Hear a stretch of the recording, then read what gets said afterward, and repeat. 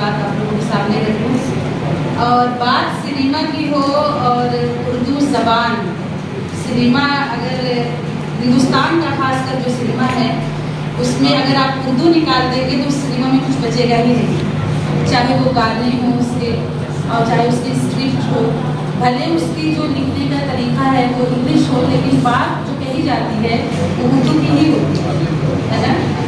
تو اردو میں آپ یہ دیکھیے کہ ڈرامے کا اردو سے بہت گہرا رشتہ بھی رہا ہے، اور ہندوستان میں ڈرامے کی جب تاریخ آپ پڑھیں گی تو آپ کو احساس ہوگا کہ کہا تو جاتا ہے کہ جو ڈرامے کی شروعات ہے وہ یونان سے ہوئی، لیکن اگر آپ تحقیق کریں گے اور اس کو کھنگال کر نکالیں گے تو آپ کو احساس ہوگا کہ جو ابتدائی نمونے ہیں ہے نا ڈرامے کے وہ ہمیں سنسکرت میں ملتے ہیں، جو بھاؤ ہے، رس ہے، یہ تمام چیزیں جو ہے وہ ہمیں سنسکرت میں ابتدائی نمونے ملتے ہیں، اور آپ کو پتہ ہی ہوگا کہ اردو جو ہے وہ ہندوستان میں پیدا ایک زبان ہے، یہ جو زبان ہے وہ ہندوستان میں پیدا ہوئی ہے اور ہندوستان کی مختلف زبانوں کے لفظوں سے بنی ہے۔ جب سنسکرت کو محدود کر دیا گیا، کچھ خاص لوگوں تک اس کو محدود کر دیا گیا، تو عام بول چال کی ایک ہوتا ہے بولی اور زبان، دو مختلف چیزیں ہیں۔ ایک بولی جو ہماری دادی نانیاں بولتی ہیں، آپ اپنے ہی گھر میں دیکھیں گے، اور جب وہ بولی جو ہے جو گھر کی بولی عام بول چال کی جو زبان ہوتی ہے جب وہ ترقی کرتی ہے تو وہ بولی زبان کا سفر طے کرتے ہیں۔ تو جب سنسکرت کو محدود کر دیا گیا تو جو بول چال کی زبان تھی وہ آگے ترقی کر کے الگ الگ روپ میں سامنے آئی ہے نا، پراکرت، ابھرنش، پساچی، یہ سب الگ الگ زبانیں پیدا ہوئی۔ تو ڈرامے کی جو زبان تھی ہمارے یہاں بہت ڈرامے کا رچ کلچر رہا، کٹپتلیاں، سوانگ ہے نا، یہ سب چیزیں جو تھی، اور ڈفرینٹ ٹائپ کے آپ دیکھیں گے جو ڈرامے ابھی نکڑ ناٹک، یہ سب ہمارے یہاں بہت زمانے سے رہے ہیں۔ پہلے آج کی طرح گوگل اور کا زمانہ تو تھا نہیں، اور یوٹیوب کا جس میں انٹرٹینمنٹ کے آپ کے پاس بہت سارے وسائل ہیں، تو پہلے زمانے میں کیا ہوتا تھا کہ لوگ نکڑ ناٹک کرتے تھے آپس میں۔ نکڑ ناٹک آج کا نہیں ہے، فیمس اب ہوا ہے، لیکن یہ ہماری بہت پرانی چیز ہے، اور لوگ طرح طرح کے جو ہمارے یہاں لیلائیں ہوتی ہیں یہ سب ڈرامے کا حصہ ہے نا۔ ہندوستان کے جو ہے جو ڈرامے کا صرف ایک قسم نہیں ہے، یونان میں تو کوئی ایک تھا جہاں پہ لوگ بیٹھتے تھے اور بیٹھ کے ایک ڈرامہ دیکھا کرتے تھے۔ ہندوستان میں ڈرامے کی بے شمار ویرائٹی ہے، اور راجستھان اس معاملے میں بہت رچ رہا ہے۔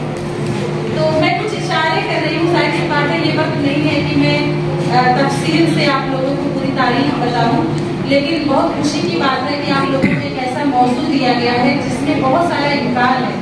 آگے بھی آپ لوگ پی جی میں پڑھ رہے ہیں، آگے بھی آپ لوگ اس میں پی ایچ ڈی وغیرہ کا اگر آپ موضوع لیں گے تو بہت بہت امکان ہے کہ آپ اس میں کام بھی کر سکتے ہیں، اور بہت سارے موضوع ایسے ہیں جس پر آج تک ٹچ نہیں کیا گیا، جیسے جو ناٹک ہمارے یہاں لکھے گئے ہیں آج تک ناٹکوں پر اس طرح سے کام نہیں ہوا ہے، اس طرح سے انصاف نہیں کیا گیا ہے جیسا کہ ہونا چاہیے۔ تو ہمیں اس بات پہ فخر ہے، یہ ناز ہے کہ ہم ہندوستان میں پیدا ہوئے اور اتنے رچ کلچر ہمیں وراثت میں ملا ہے۔ تو آپ لوگ اس سنیما کا جو ٹاپک ہے اس کو 2 دن کا سیمینار ہے اور بھی سمجھیں گے، سنیں گے۔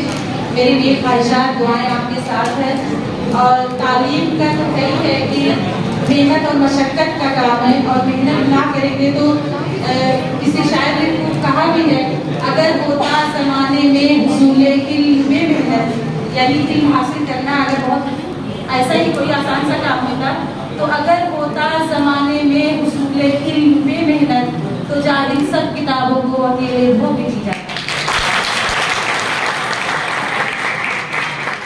اور علامہ اقبال جو ہے وہ خاص کر جو نوجوان ہیں ان کو ہمیشہ انہوں نے مخاطب کیا اور 3 چیزیں بتائی کہ اگر انسان اپنی زندگی میں ان 3 چیزوں پر عمل کر لینا تو دنیا کی کوئی ایسی چیز نہیں ہے جس کو وہ حاصل نہیں کر سکتا۔ آپ نے خود ایک شعر بھی سنا ہوگا کہ خودی کو کر بلند اتنا کہ ہر تقدیر سے پہلے خدا بندے سے خود پوچھے بتا تیری رضا کیا۔ وہ 3 جو خودی ہے، خودی ہمیشہ اردو میں یہ لفظ ہمیشہ گھمنڈ کے معنی میں استعمال ہوا ہے، لیکن خودی دراصل کیا ہے؟ खुदी को कर बुलंद करना। तो खुदी दरअसल खुदी का मतलब है कि अपने अंदर की पोशीदा सलाहियतों को पहचानना। भगवान ने इस सृष्टि पर कोई ऐसी चीज कोई भी चीज भेजा नहीं पैदा किया है, हर चीज में कुछ ना कुछ औसाफ है। आपके अंदर अल्लाह ने कोई ना कोई ऐसी खूबी पैदा की है जो दूसरे में मौजूद नहीं है।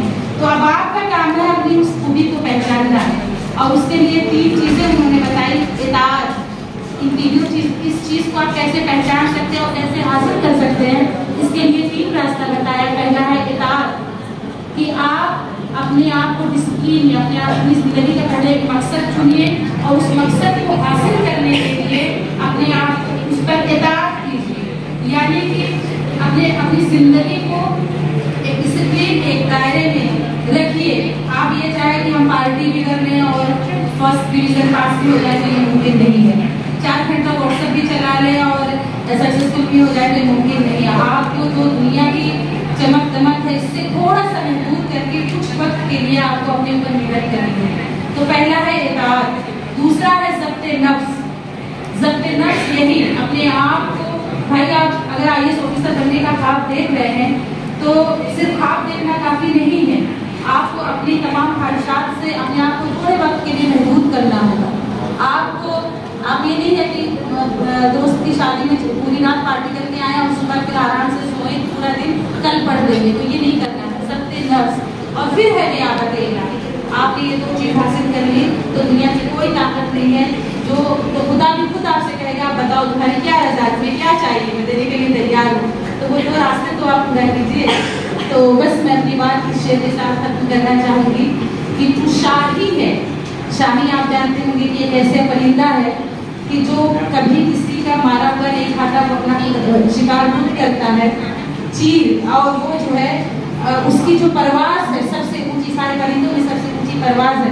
तो आप शाहीन है, तू शाही है बसेरा कर पहाड़ों की चट्टानों पर। तू शाही है बसेरा कर पहाड़ों की चट्टानों पर, नहीं तेरा नशेमन कसर सुल्तानी के गुंबद पर। यानी कि आप वो है जिसको बना बनाया प्लेटफॉर्म नहीं पर मिला हुआ, नहीं तेरा नशेमन कसर सुल्तानी के गुंबद पर, तो शाही है बसेरा कर पहाड़ों की चट्टानों पर।